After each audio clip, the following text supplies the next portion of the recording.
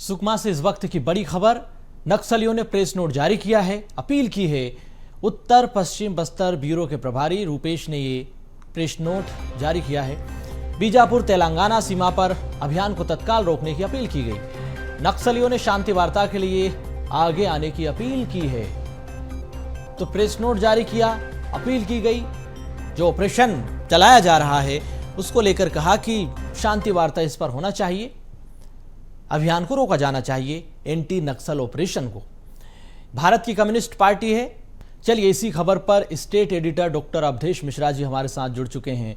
अवधेश जी, पिछले 48 घंटों से ज्यादा समय से भी एंटी नक्सल ऑपरेशन छत्तीसगढ़ में चल रहा है।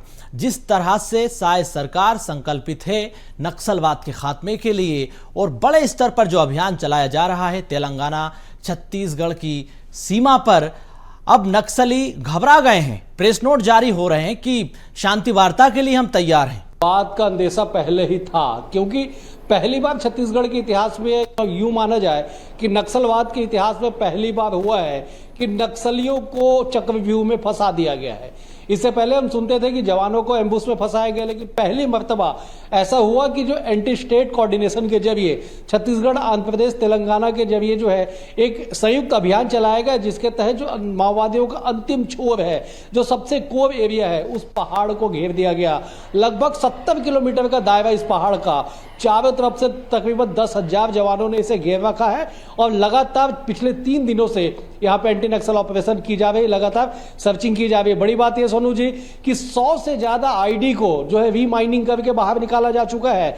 और यह बात तय है कि वहां पे चाहे हिड़मा हो, देवा हो, चाहे अन्य जितने भी कमांडर नक्सली के बड़े कमांडर है, सब के सब उस चक्रव्यूह में फंस चुके हैं। कंपनी नंबर 1 से लेकर 5 तक के जो तमाम जो नक्सली है, उनके लीडर है, उनके जो कमांडर है, वो सभी उसमें फंस चुके हैं। अब इनके पास कोई चारा है नहीं, इसलिए इस तरह से प्रेस नोट जारी करके सोनू जी वो चाहते हैं कि इस अभियान को रोका जाए। ये प्रेस नोट मेरे हाथ में है, इसमें लिखा हुआ क्या है? पहले ही लाइन में लिखा हुआ है कि सभी लोग चाहते हैं कि समस्या का समाधान शांति वार्ता के जरिए हो। शांति वार्ता के लिए हमारी पार्टी हमेशा तैयार है, लेकिन इस बात को भूल जाते हैं कि ऐसे प्रेस नोट बार बार जारी करने के बाद भी जब नक्सलियों द्वारा कायराना करतूत को अंजाम दिया जाता है, आईडी लगा के निर्दोष ग्रामीणों को मारा जाता है, सुरक्षा में लगे जवानों को घेरा जाता है, उन्हें शहीद किया जाता है, उस वक्त उनके लिए ये विचारधारा गायब हो जाती है। और आज जब वो चारों तरफ से घिर चुके हैं, जवान बस सफलता से 2 कदम दूर है, तो ऐसे में घबराहट के मारे या डर के मारे वो इस तरह से प्रेस नोट जारी कर रहे हैं। वो कहते हैं कि इस अभियान को तत्काल रोक दिया जाए। इस बात को समझना होगा कि देश के इतिहास का सबसे बड़ा एंटी नक्सल ऑपरेशन चल रहा है पिछले 4 दिन से। सेना के हेलीकॉप्टर का इस्तेमाल किया जा रहा है, MI-17 जैसे अत्याधुनिक हेलीकॉप्टर का इस्तेमाल किया जा रहा है, ड्रोन कैमरा का इस्तेमाल किया जा रहा है। इतना ही नहीं, बल्कि इमेजेस जो गूगल की इमेजेस होते, जो सैटेलाइट की इमेजेस होते, उस इमेज के जरिए, इनपुट के जरिए पूरे अभियान को आगे बढ़ाया जा रहा है। सबसे बड़ी बात यह है कि सेना के जो जवान तैनात है, उन्हें राशन पहुंचाने के लिए हेलीकॉप्टर का इस्तेमाल हो रहा है, ताकि सेना के जवान वापस ना आए, जो भी कमी हो वहां पे पहुंचा के दिया जाए। तो ऐसे में देश का सबसे बड़ा एंटी नक्सल ऑपरेशन अगर जारी है, इस बौखलाहट के मारे, इस भय के मारे नक्सली अगर ऐसे प्रेस नोट जारी करके कहते हैं कि इस अभियान को समाप्त कर देना चाहिए, तो समझिए जो अभियान है बिल्कुल सफलता के द्वार पे खड़ी है। किसी भी वक्त बड़ी सफलता, बड़ी खबर जो है बीजापुर से निकल के सामने आ सकती है। जी सोनू जी। अवधेश जी, एक महत्वपूर्ण सवाल यह भी है कि इतिहास का सबसे बड़ा एंटी नक्सल ऑपरेशन यह है, आपने जैसा कि बताया 4 दिन से यह अभियान चल रहा है। नक्सली शांति वार्ता की बात कर रहे हैं, क्या उन्हें सरेंडर नहीं कर देना चाहिए? अगर उनको लग रहा है कि वो चारों तरफ से घिर चुके हैं, चक्रव्यूह में फंस चुके हैं, ऐसे में सरेंडर उनको कर देना चाहिए। सरकार तो पुनर्वास नीति के तहत उनको लाभ भी देगी, रोजगार भी मिलेगा, समाज की मुख्य धारा से भी वो जुड़ जाएंगे। बिल्कुल बिल्कुल सोनू जी, देखिए पिछले 1.5 सालों से छत्तीसगढ़ में जब से भाजपा की सरकार आई है, डबल इंजन की सरकार के दावों के बीच एंटी नक्सल ऑपरेशन को लेकर, अभियान को लेकर लगातार सरकार के द्वारा अपील किया गया। देश के गृह मंत्री जब दंतेवाड़ा आते हैं अप्रैल के माह में, तो भी उस मंच से वो अपील करते हैं कि आप मुख्य धारा में लौट आइए।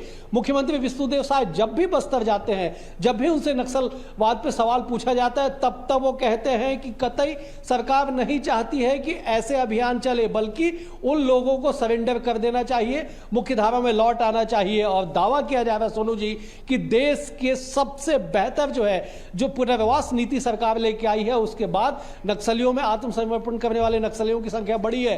सरकार ने एक नई योजना लाई कि जो गांव नक्सल मुक्त होगा, उस ग्राम के विकास के लिए उस पंचायत को 1 करोड़ रुपया दिया जाएगा। तो सरकार अपने तरफ से हर तरह की कोशिशें की। विजय शर्मा गृह मंत्री जब बस्तर जाते हैं, वो बस्तर जाते भी नहीं, रायपुर में रह के भी इस बात का जिक्र करते हैं, बस्तर जाके इस बात का जिक्र करते हैं कि नक्सली किसी भी माध्यम से सरकार से बातचीत कर ले। वो वीडियो कॉलिंग से बातचीत करने के लिए तैयार थे। वो कहते हैं कि वीडियो कॉलिंग के जरिए आप बातचीत कर लीजिए, बातचीत के रास्ते हमेशा खुले हैं। लेकिन अब जब पूरे तरह से नक्सली चक्रव्यूह में फंस चुके हैं जवानों के, तब वो डर के मारे इस तरह से प्रेस नोट जारी कर रहे हैं। सरकार लगातार कोशिश करते रह गई कि आप अत्यधिक सरेंडर करिए, मुख्य धारा में लौट आइए, लेकिन वो अपने हठधर्मिता पे अड़े रहे, अपने नापाक मंसूबों को लेकर आगे बढ़ते रहे। और अब जब उनके खात्मे का वक्त करीब आ चुका है, तो ऐसे में इस तरह से वो प्रेस नोट जारी करके ये मान के चले कि रहम की भीख वो सुरक्षा बलों से मांग रहे हैं। जी सोनू। बिल्कुल अवधेश जी, छत्तीसगढ़ सरकार की सबसे शानदार पुनर्वास नीति है। अब तो सरकार ने एक फैसला यह भी लिया कि अगर आप हथियार के साथ सरेंडर करते हैं तो उसको बाकायदा प्रोत्साहन भी दिया जाएगा। जाहिर सी बात है, बड़ी तादाद में नक्सलियों के पास हथियार होंगे। अगर वो हथियार के साथ सरेंडर करते हैं, जिस सेपरेटिज्म का वो राग अलापते हैं, विकास महत्वपूर्ण मुद्दा बताते हैं, अपने अधिकार मांगते हैं, तो सरकार वो सब कुछ देने के लिए तैयार है। फिलहाल आप इस खबर पर नजर बनाए रखिएगा। बहुत धन्यवाद आपका।